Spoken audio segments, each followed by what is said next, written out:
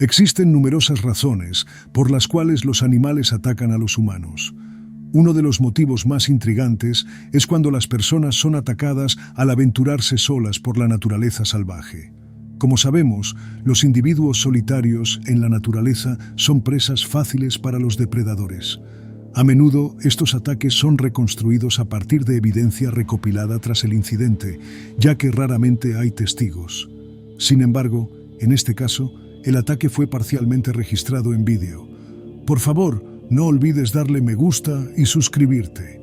Este es el terrorífico ataque de un tiburón a Henry Bowers. Bienvenidos a Bestias Asesinas. Era un domingo, 29 de noviembre de 1964, mientras la mayoría disfrutaba de un día libre, ya fuera descansando o realizando actividades emocionantes. Henry Bowers y sus amigos tenían planes de visitar el océano. Pero desde el principio, Henry no era alguien común y corriente.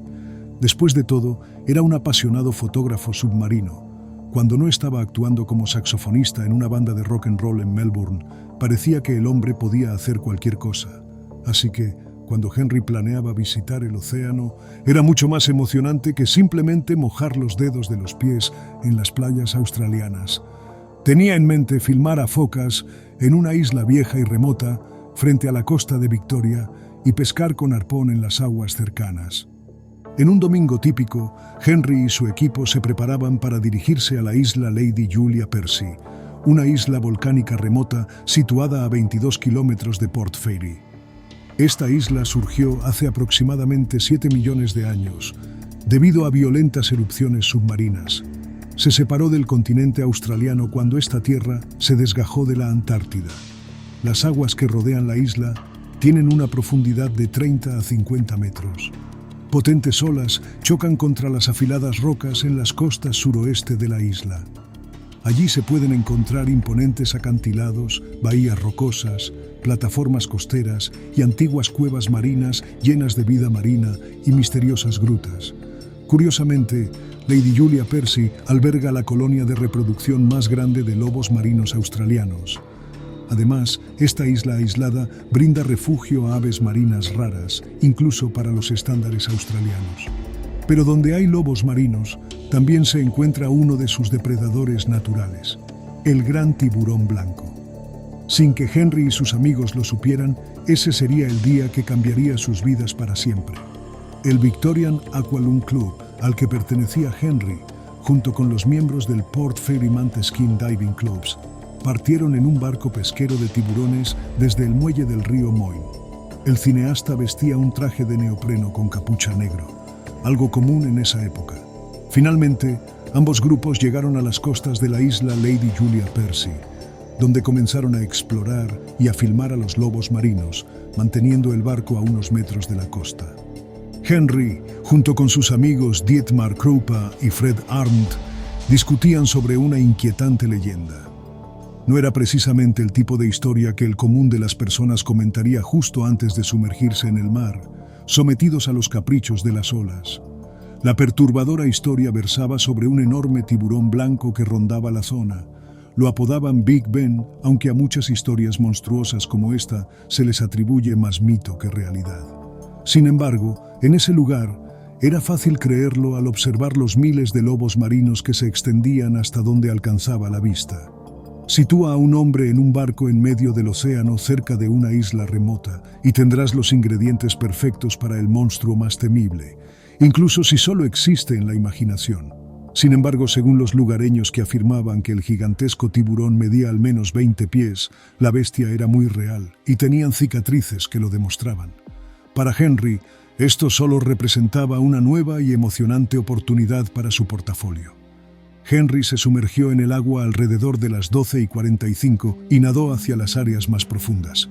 Filmó durante aproximadamente una hora y regresó al barco cerca de la 1:15. Insatisfecho con la primera grabación, Henry volvió a zambullirse. Esta vez, Deirdre y Fred lo acompañaron, ambos armados con lanzas cortas. Nadie podría haber previsto que regresarían de esa inmersión transformados para siempre por los acontecimientos que estaban por suceder. Mientras buceaban en apnea, los tres amigos encontraron un grupo de lobos marinos jugueteando entre las olas. Henry, sin dudarlo, empezó a grabar, centrándose en un macho dominante entre los lobos marinos. De repente, los animales cambiaron de dirección y las olas llenas de energía se tornaron calmadas. Algo no andaba bien. Debido a la escasa visibilidad bajo el agua, los buceadores no podían determinar lo que estaba sucediendo. Descendieron 10 metros y se mantuvieron firmes en el lecho marino. Sin embargo, al no encontrar a los lobos marinos, comprendieron que debían emerger. Henry subió a la superficie y apenas sacó la cabeza del agua cuando una fuerza inmensa lo golpeó, comparable a la de un tren de carga. Antes de poder procesar lo que estaba ocurriendo, Henry supo quién era el agresor y alzó sus brazos para alertar a los otros buceadores. Gritó con todas sus fuerzas: ¡Tiburón! De repente, fue arrastrado con una fuerza abrumadora hacia el fondo del mar. Era impotente ante tal poder. El agua se tornó un remolino de confusión. La fuerza que arrastraba a Henry era tan intensa que le arrancaron la máscara y el tubo de respiración de la cara. Y luego, en un instante, vislumbró al depredador que lo acechaba. Era un gran tiburón blanco. Era Big Ben. El animal había mordido su pierna firmemente. Lo zarandeó como un perro con un viejo zapatillo entre sus dientes. Henry intentó desesperadamente alcanzar los ojos del tiburón, pero su enorme hocico le impedía hacerlo. Sentía el ardor punzante de los dientes del escualo perforando su pantorrilla mientras movía su mano por el rostro del depredador. Pero más allá del dolor, había un problema aún más urgente. Henry se estaba ahogando. Había retenido la respiración por alrededor de 45 segundos. Mientras el ataque continuaba, el ahogamiento lo consumía y el imponente tiburón lo arrastraba, girándolo de un lado a otro. Henry recordó la conversación en el barco sobre Big Ben. Aterrado y desesperado, de repente, la fuerza y el zarandeo cesaron. Henry sintió un breve instante de calma. Se impulsó hacia la superficie, aspirando todo el oxígeno posible. Alcanzó su pierna izquierda, pero ya no estaba. El tiburón la había arrancado. A pesar del inmenso shock, Henry logró mantener la compostura. Dietmar y Fred se acercaron rápidamente. Sin embargo, el peligro no había pasado. El tiburón quería más, había desarrollado un gusto por Henry y se acercó nuevamente, con intenciones de atacar al cineasta indefenso otra vez. Pero Dietmar y Fred, armados con sus lanzas, enfrentaron valientemente a la bestia. El tiburón volvió al menos 5 veces, y en cada ocasión, Dietmar y Fred resistieron valientemente su embestida. La persistencia del animal en atacar a Henry hizo que las lanzas se doblaran en el fragor de la batalla. Finalmente, la embarcación de buceo se acercó al lugar del altercado. Jill agarró una cuerda de seguridad y con esfuerzo lograron subir a Henry a bordo.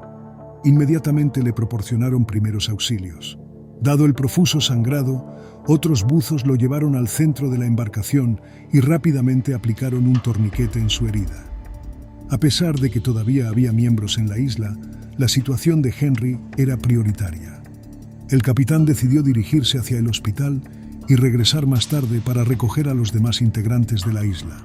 Al acercarse a tierra, el capitán pidió asistencia urgente y una transfusión de sangre.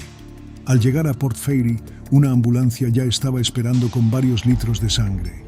Según el médico, Henry había perdido 3,5 litros de sangre en el ataque. Fue trasladado al hospital de Warrnambool. Surgieron 2 teorías principales del incidente. La primera, propuesta por Dietmar, sugería que Henry había acariciado un perro en la playa y que el aroma del canino pudo haber sido transferido al bote, atrayendo al tiburón. La otra teoría apuntaba a que Henry llevaba un traje de neopreno con un revestimiento de color amarillo. Según expertos y 2 universidades australianas, aunque los tiburones son daltónicos, sí pueden detectar objetos contrastantes en las turbias aguas de la isla Lady Julia Percy. Ese día, las marcas amarillas en el traje de baño de Henry podrían haber ofrecido un contraste pronunciado con las aguas circundantes, atrayendo posiblemente la atención de uno de los grandes tiburones blancos. Sin embargo, muchos argumentan que las probabilidades de ser atacado son mucho menores que las de perderse en el mar. Después de todo, los colores brillantes ayudan a ser localizado por equipos de rescate. A pesar de ello, Henry fue atacado ferozmente a pesar de la presencia de focas. Fue afortunado de salir con vida. Eventualmente Henry se recuperó por completo y en pocas semanas estaba de nuevo sumergido en el agua. En 1968 lanzó un documental titulado Sombra Salvaje, donde se mostraba parte del metraje real del ataque y una recreación en una entrevista posterior. Henry no sentía rencor hacia el tiburón. Para él era simplemente comportamiento natural. Afortunadamente estaba rodeado de un grupo de buzos altamente capacitados y experimentados. No todos tienen esa suerte. Además, Henry vio la pérdida de su pierna como una bendición disfrazada, ya que le ayudó a liberarse del agarre del tiburón. A diferencia de la mayoría de mordeduras exploratorias de los tiburones blancos, este tiburón tenía la intención de devorar a Henry vivo al regresar en 5 ocasiones. Si no hubiera sido por sus amigos, seguramente habría encontrado un final trágico.